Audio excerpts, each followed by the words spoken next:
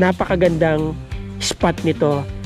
Kung naghahanap kayo ng may privacy, tahimik, pero napakalapit ninyo sa mga facilities at amenities ng dalawang bayan na yan, this is the right spot.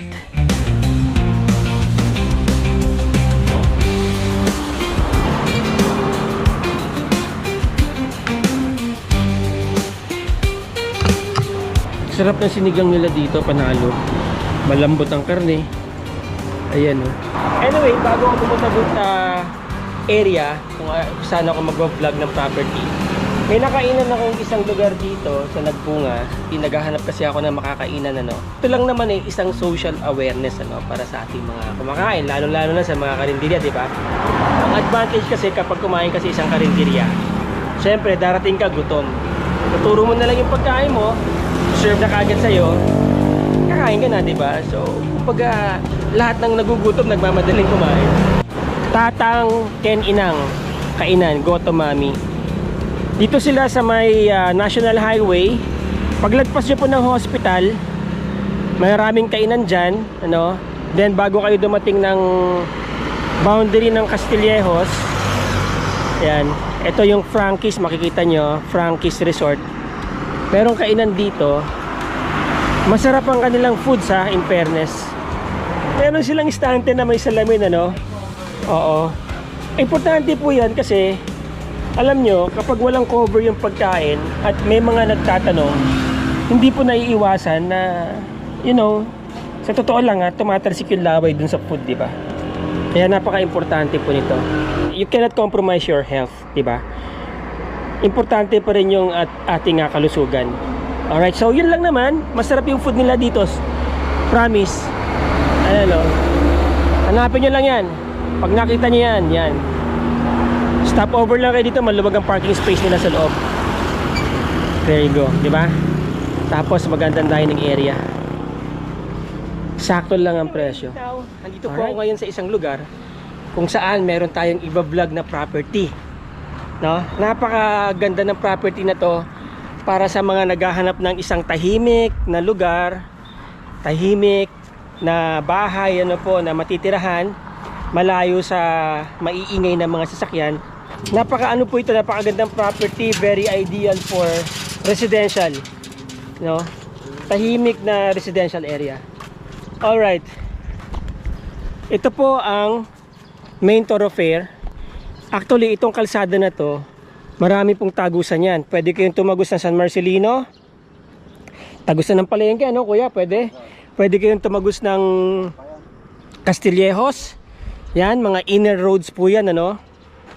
Tapos meron pong university dyan, yung Welac University. And then, ito, magiging housing po yan ng ating government. Modernized housing program ng ating government. And then doon, yun na po yung National Highway. Yan. Mula dyan, pag kumaliwa kayo, papunta na po ng Manila yan. Kanan, papunta ng Iba, Zambales, go hanggang Pangasinan na yon. Dito, pag kumaliwa kayo, Olongapo, Manila. From Manila, this is around like 3 to 3.5 hours. Depende po yan sa traffic, no? At very accessible. Kita nyo, wala kayong dadaan ng hindi sementado all the way to Manila. Now, dito yung property papasok. Ito po kasing area na to, nasa 2,000 plus square meters yan. Pero 710 lang ang binebenta ng may-ari. Ano po ito? Compound ng pamilya nila. Meron pong daanan dito, papasok doon sa bahay na binebenta. At meron pong private road right of way doon sa lugar na yon. Makikita ninyo mamaya. In the meantime, ito po kasi yung pwedeng access, no? Habang although existing na po yung kalsada dun sa likod, madalas po kasi ito yung ginagamit nila. Sabi nila, masyado na daw mataas ang mga presyo ng property dito sa probinsya. That's not true. Kasi sa Manila po, ang property po doon, or ang average price ng property sa Manila, nasa 280,000 na po per square meter. Lupa, no? Yung isang kwadro metro, 280,000 ng presyo, di ba? Kaya napakagandang mag-invest dito sa Zambales. Alam nyo, unang-una kung bakit? Mabilis tumaas ang value ng mga properties dito. Pangalawa, mura pa ang properties. Mura pa ang lupa. Marami pang binibenta dito. Pangatlo, Madami na pong facilities tsaka amenities dito sa Zambales. Hospital, mga food chains, malls, no? Pang-apat, masarap tumira dito dahil sariwa hangin, di ba? Hindi masyadong mabilis ang pamumuhay dito. Okay, ito yung binebentang property. Yan.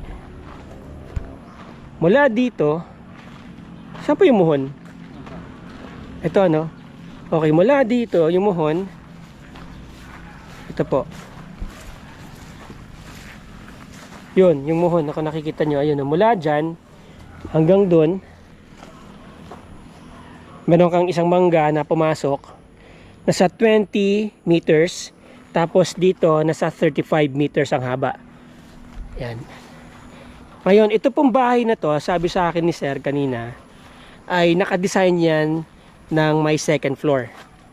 Pinalagyan lang nila ng bubong sa ibabaw para, kasi kapag tag-ulan, yung nakikita yung lining na yan, ano, yan, buhos po yan eh. Kaya nilagyan nila ng bubong muna habang wala pa yung second floor para hindi masira yung ano, yung buhos, hindi mababara ng tubig. Iaangat nyo na lang yung bubong eventually pagka gusto nyo maglagay ng second floor. Dito muna po tayo sa paligid. Nawasa. Ito po si Sir, yung may-ari ng property. Hello Sir. Nawasa, sir. Opo. Nawasa po ang ano, ang inyong source ng tubig. Nawasa, may wifi na. May wifi na. Yung bahay. May bomba. Poso. May bomba.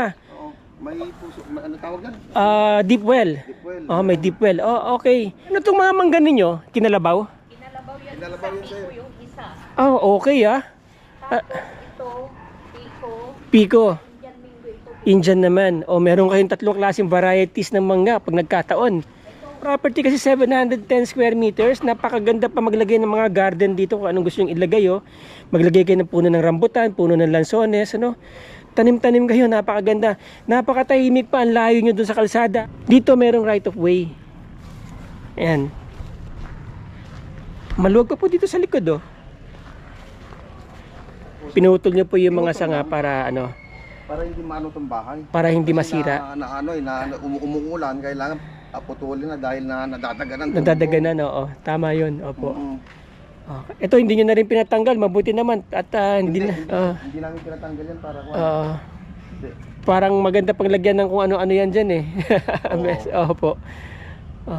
Tapos dito sir ang right of way, ano? Pwede yan, sir. Yan ang right of way. Oo, basta banda dito siguro. Yun. Diretso. Pwede kayong maglagay ng gate dito. Dito na pinaka-entrance nyo kapag halimbawang gusto nyo ng pabakuran yung property para naka-separate na po kayo doon sa harap, no? Sa property na yan. Dito pwede po kayong magkaroon ng access. Napakaluwag, ayan,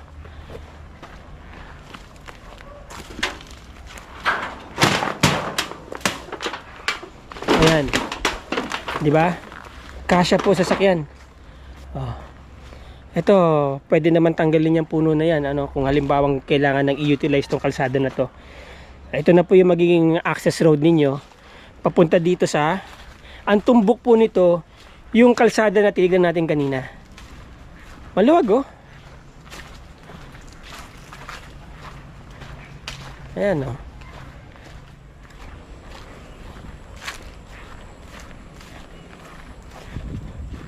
So, ayun. Hinarangan lang po ito ngayon kasi ito pong property na to ay sa kanilang magkakapatid. Pero pwede pong i-utilize ito kapag eventually meron ng ibang nakatira dun sa likod. Yan. May harang lang. Ito na po yung kalsada leading doon sa kalsada na nakita natin kanina kung saan ako nagsimula. Yun. Ang luwag, 'di ba? Papasok yan dito. Hinati-hati po nila kasi itong property na to sa kanilang magkakapatid. Tahimik dito. And yet, alam nyo na, hindi kayo malayo sa Kabihasnan. Napakalapit nyo sa Kabihasnan. Yan. Ito palagay ko, itong puno na to, itong mahogany, pwede naman yan patanggal eventually kung sakasakaling kailangan talaga para makapasok yung sasakyan dito.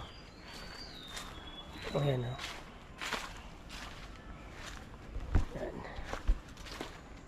Yun. Sir, anong taon niyo po pinagawa itong bahay niyo? 2020 yata, sir. 2020. Ah, bago-bago pa. Bago, walang umano, Apo. yung anak ko lang nakatumira. Ilang bedrooms po ito, sir? Dalawa sir, tignan mo mamaya. Apo, 2 bedrooms. Tapos Isang ito CR po, sa labas. may common CR sa labas. May isang CR sa loob. May isang CR sa loob. Sabi nyo sa akin, sir, naka-design to for second floor, no? Oo. Design for second floor yan. Naka-design. May Kaya, flooring na sa taas. Bali dalawa ang ano niya, bubong niya, flooring at saka yung long span. napakalamig. yung pinakakisame nyo ngayon, yung buhos. Yung flooring. Oo, Yung flooring. Oo. Gaano kalaki po itong bahay nyo? Ilang square meters? Ilang... Hindi ko matansya sir, ikaw tansyahin mo. Oh, sige, opo, oo. Ako tingin ko mga... ko lang 100 square meters siguro. And ang floor area, ano po? Pwede pang dumoble yan. Siyempre, may second floor eh. Naka-design po for second floor. Okay, pasok po tayo sa loob ng bahay nila, sir. Ang cute ng bahay nila, sir. Oh. Yan. Nakatambak na rin po yung bahay nila. Yan, oh. Meron na pong naka-elevate na. Siguro mga kalahating metro to or 0.8 meter naka-elevate. Tapos dito sa gilid ng bakod, meron na po siyang easement. May allowance dito na mga 0.8 meter ang easement, no? Hindi siya nakadikit talaga sa bakod. Okay.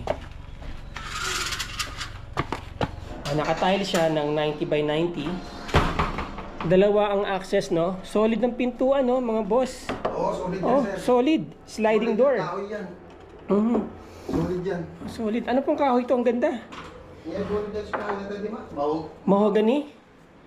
Or mahogany o nara? Mahogany siguro. Oo, mahogany pa. Mahogany. Oh. Ganda ng pintuan niya. And then, dito yung mga cabinets, no? So, may maliit na lababo dito. Napaka-ideal nito na, alam niyo na, vacation house. Oo, Pag magbabakasyon kayo dito. Magbabakasyon kayo dito sa Zambales. And then, dito, merong isang room dito. 2 rooms po siya, bale. Solid ang mga pinto, oh.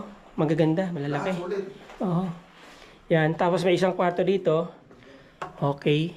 And then, iwan na po ba yung aircon? Hindi sir. Ng mga anak ko sir. And then ito ang CR nila, no? May isang CR sa loob, naka-enclose, may shower area, lababo, water closet, tiles, syempre. Mayroon ano dyan, yung santo, yung ano. Okay. And then nandyan,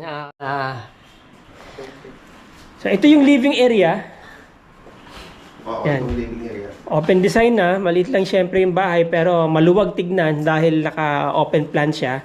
Oo, No. ano talaga ito eh. Living area, dining area, and then kitchen. Tapos, dyan, TV. And then dito, another room na naman po. Ganon din ang size. Alright. So, yun. Maganda ang bahay, ano? Yung sala. Oo. Oo. Ayan, no?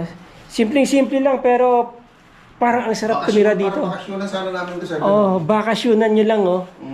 Pwede nyo rin maging tirahan eventually kasi may second floor nga to. Kung sakasakali po, hagdan nito sa labas, no? Pwede i-extend pa sa labas. Extend pa sa labas, oo. Maluwag sa labas. Yan, oh, meron kayong lalabasan dito. May pintuan dito. Yun. Pwedeng mag-extend sila dito sir. Okay. Harap sa gilid, mag-extend sila pwede. Mhm. Okay, sir. Maganda yung property nyo. Panalo po makakabili nito. By the way, si Sir Edong Ordillas. Sir, magkano nyo po binibenta yung property? 5M sir. 5M. Titled? Titled. Sino po ang pipirma? Dalawa kami ni Mrs. Walang problema yan. Walang problema. Malinis ang Malinis papel sa yan. titulo. Oo. Updated po ang tax deck. Oo, updated lahat. Okay.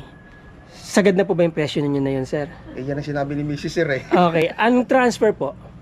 Paperwork, sino pong sasagot po? For work. All transfer expenses, 50-50 sa bayan. Paano po ang capital gain tax?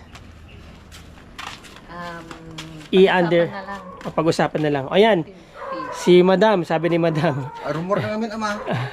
Ayaw, nahihiya si Madam. Okay, according kay Madam, kay Commander-in-Chief ni Sir, ay ang transfer, everything, 50-50, ang capital gain tax, pwede pong pag-usapan, Sir. Sir, matanong ko po, Malamig dito sir, malamig. ito pong road right of way ninyo, may mga nakita akong puno dyan eh.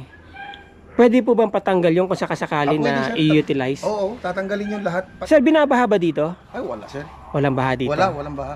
Okay. Wala sir. Dahil may mga malaking drainage sa labas eh, nakita nyo na sa may daanan. Mhm. Ang lalaking drainage yun, kaya walang baha dito. Oh, yun. Okay. Ang luwag ng drainage. Oo. Nakausap na natin si Sir Edong, ano? At yun nga, binebenta niya yung kanyang property. Ang property niya po ay nasa 710 square meters.